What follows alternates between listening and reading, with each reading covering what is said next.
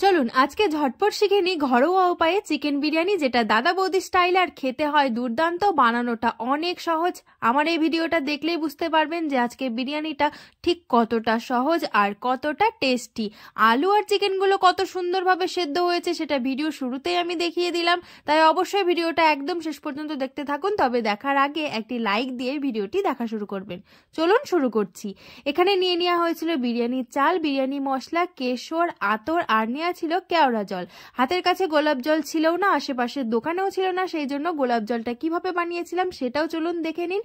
গোলাপ জল করতে গেলে তার জন্য তো গোলাপের পাপড়ি লাগবে, সেই জন্য 2 থেকে 3টে ফুল নিয়ে গোলাপের পাপড়িগুলোকে গরম জলে 1 ঘন্টা বা 30 মিনিট ভিজিয়ে রাখলেই দেখবেন খুব সুন্দরভাবে গোলাপ জল তৈরি হয়ে গেছে। এইদিকে দুধের মধ্যে কেশর ভেজানো ছিল, তার মধ্যে দিয়ে দেওয়া হলো 2 চিপি মতো কেওড়া জল আর সামান্য 1 ফোঁটা আতর। এটাকে করে রাখা হলো। আর এইদিকে কেটে রাখা ছিল আলু, পেঁয়াজ, রসুন আর আদা এই দুটোকে বেটে তার রস করে রেখে দেওয়া হয়েছিল। আর এখানে তেল গরম করে পেঁয়াজটাকে ভালোভাবে ভেজে পেঁয়াজের বেরেস্তা করে নেওয়া হচ্ছে। আদা আর রসুনের রস দিয়ে এরকম ভাবে বিরিয়ানি কিন্তু দারুণ লাগে, মাংসটা ভীষণ ভালো লাগে খেতে আর খুব ঝটপট হয়েও যায়।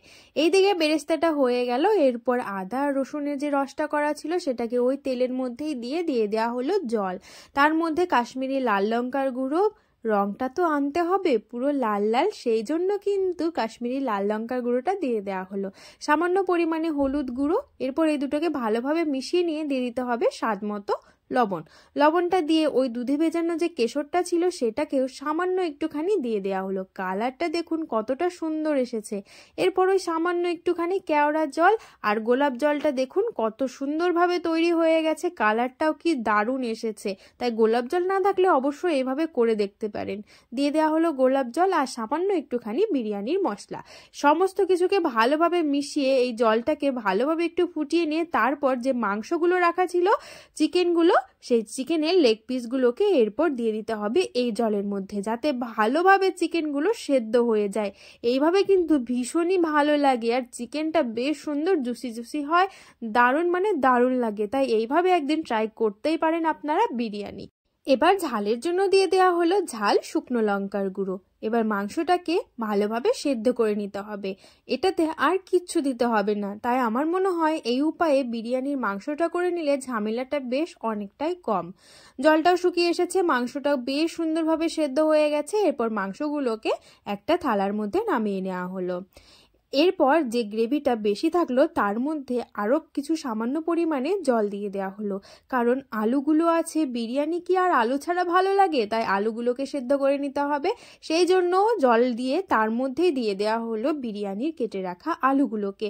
এরপর এটাকেও সেই একই উপায়ে ভালোভাবে সেদ্ধ করে নিতে হবে, যতক্ষণ না জল শুকিয়ে আসছে ততক্ষণ। আর সেদ্ধ হলে তো বোঝাই যায়, দেখুন আলুগুলো বেশ সুন্দরভাবে সেদ্ধ হয়ে এসেছে আর এর মধ্যে মশলাগুলো কিন্তু ভীষণ ভালোভাবে ঢুকে যায়, তাই দারুণ লাগে।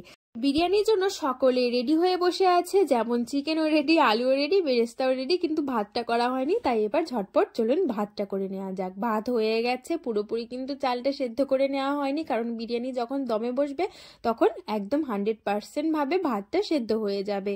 যে পাত্রের মধ্যে বিরিয়ানি করা হবে তার মধ্যে দিয়ে দেওয়া হলো চিকেনের সব পিসগুলো আর আলুগুলো, আর সামান্য একটুখানি বেরেস্তা উপর দিয়ে ছড়িয়ে দেওয়া হলো।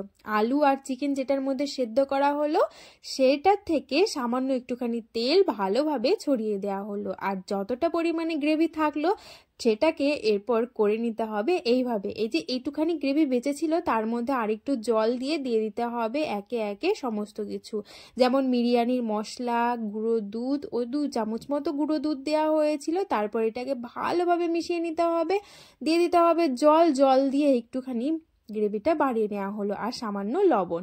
এরপর পুরো যে গ্রেভিটা ছিল সেটা এই মানে চিকেন আর আলুর মধ্যে দিয়ে দেওয়া হলো, যাতে নিচ থেকে ভালোভাবে সমস্ত কিছু আরো সুন্দর করে সেদ্ধ হয়ে যায়। আর দিয়ে দেওয়া হয়েছিল টক দই, যা লাগছিল না খেতে, দেখুন কালারটা কতটা সুন্দর এসেছে। এরপর ভাতটা করে রাখা ছিল, ওপর থেকে ভাতটাকেও দিয়ে দেওয়া হলো। এই যে সাজানোর প্রসেসটা, এটা কিন্তু এক একজন দেখেছি এক এক রকম ভাবে করেন, তবে এইভাবে করলে কিন্তু ভীষণই ভালো লাগে।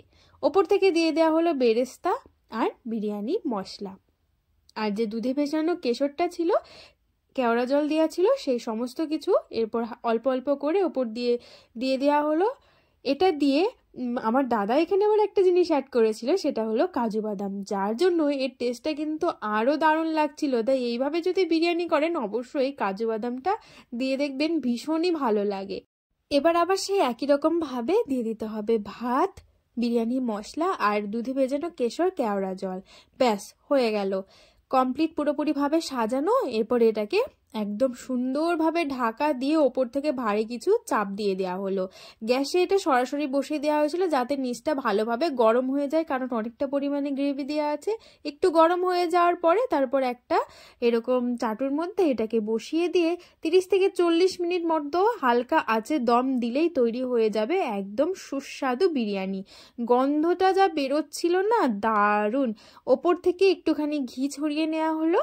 গরম গরম প্লেটে পরিবেশন করুন, তাহলেই তৈরি হয়ে গেল ঘরোয়া উপায়ে সুস্বাদু বিরিয়ানি, যেটা বানানো কতটা সহজ দেখতেই পারলেন।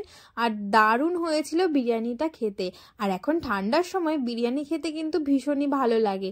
পিকনিকে সবসময় চিকেন না করে আপনারা কিন্তু এইভাবে একদম সহজ উপায়ে বিরিয়ানিও করে নিতে পারেন, কারণ এখন পিকনিকের সময় সকলেই এইদিক ওইদিক পিকনিক যাচ্ছেন। তাই চিকেন আর ভাত না করে এরকম একদম সহজ পদ্ধতিতে করে নিন বিরিয়ানি। ভাতটাও কত সুন্দর ঝরঝরে হয়েছিল, আলুগুলো দেখুন হাত দিতে না দিতেই ভেঙে আসছে। চিকেনটাও তেমনই, খুব সহজ তাই না বলুন? কারণ মাংসটা আলাদাভাবে কষানোর কোনো ঝামেলা নেই, একদম সুন্দর সহজভাবে তৈরি হয়ে যাচ্ছে। এই যে কাজু বাদামগুলো, ভাত, কাজু, আলু, মাংস এই সমস্ত কিছু দিয়ে বিরিয়ানিটা খেতে ভীষণই ভালো লাগছিল। দেখুন বিরিয়ানিটা আমি খাচ্ছি, উফ দারুণ লাগছিল আর কত সুন্দর ঝরঝরে হয়েছিল। আজকের এই রেসিপিটার যদি কিছু ভালো লেগে থাকে তাহলে অবশ্যই আমার চ্যানেলটিকে সাবস্ক্রাইব করে আমার পাশে থাকবেন। সকলেই ভালো থাকবেন, অনেক ভালোবাসা।